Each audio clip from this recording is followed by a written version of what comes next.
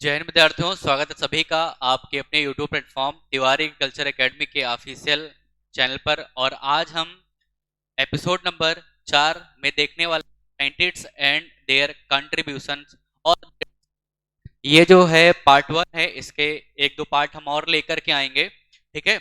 और ये जो एपिसोड चल रहे हैं आपके UP LT grade, agriculture supervisor, AGTA, AFO, MSc, AG, ICRP और एग्रीकल्चर से रिलेटेड जितने भी कॉम्पिटिटिव एग्जाम है सभी के लिए इंपॉर्टेंट है। तो आइए देखते हैं। यहाँ पर एक टेबल फॉर्म में आपको जो है समराइज फॉर्म में मिला हुआ है। ये देखिए, ये टॉपिक मैंने लिया है जेनेटिक्स से। जेनेटिक्स में आप पहला चैप्टर पढ़ते हैं सेल के बारे में, और सेल से रिलेटेड जो भी डिस्कवरीज हैं उनके बारे में। आज ये पार्ट 1 है, इसके बाद हम नेक्स्ट पार्ट भी लेके आएंगे। तो इसमें आप देख सकते हैं साइंटिस्ट एंड देयर डिस्कवरीज। तो सबसे पहले यहाँ पर साइंटिस्ट और उसकी डिस्कवरी लिखी हुई है। तो यहाँ पर सबसे पहले लिखा है एंटोनी वॉन लीवेनहॉक इन 1723। इन्होंने क्या डिस्कवरी की थी? लिविंग सेल की। ये सबसे इंपॉर्टेंट क्वेश्चन है। देखिए, आप लोगों ने स्टार्टिंग से पढ़ा होगा सेल की डिस्कवरी किया है, बट लिविंग सेल की अलग से पूछता है। लिविंग सेल की डिस्कवरी किसने की है? एंटोनी वॉन लीवेनहॉक ने किया है। जो हमारे रॉबर्ट हुक थे, उन्होंने 1665 में सेल वॉल की डिस्कवरी की है, या सेल की, ठीक है। फिर इसके बाद नेक्स्ट साइंटिस्ट जो है वो है रॉबर्ट ब्राउन।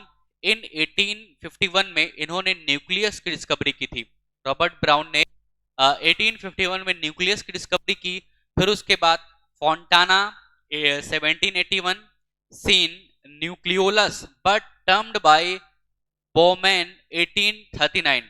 तो फोंटाना ने देखा था न्यूक्लियोलस को, बट जो टर्म न्यूक्लियोलस ने दिया था, किसने दिया था? बोमैन ने दिया था, ठीक है। कब दिया था? 1839, 1839 में न्यूक्लियोलस, ठीक है।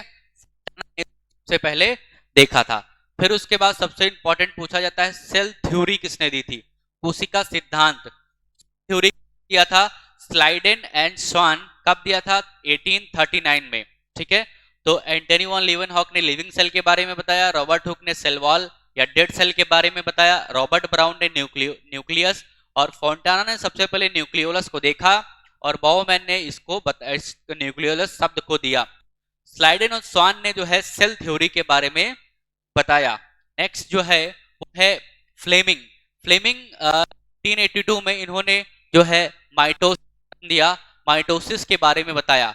नेक्स्ट है फार्मर एंड मूरे। इन्होंने मियोसिस के बारे में बताया, या अर्धसूत्री कोशिका विभाजन, और माइटोसिस है समसूत्री कोशिका विभाजन कहते हैं उसको हिंदी में। नेक्स्ट है ई स्ट्रॉसबर्गर इन 1901। इन्होंने प्लाज्मोडेस्माटा के बारे में बताया, यानी एक सेल दूसरे सेल से जिस माध्यम से अटैच्ड रहती है उसको प्लाज्मोडेस्माटा कहते हैं। तो ई स्ट्रॉसबर्गर ने बताया। और फिर उसके बाद सबसे इंपॉर्टेंट है प्रोटोप्लाज्म। प्रोटोप्लाज्म के बारे में किसने बताया? पुरकिंजे ने, जे ई पुरकिंजे ने इन 1840 में, 1840 में प्रोटोप्लाज्म के बारे में बताया। तो ये थी आपकी जो है साइंटिस्ट एंड देयर डिस्कवरी की जो है पार्ट 1।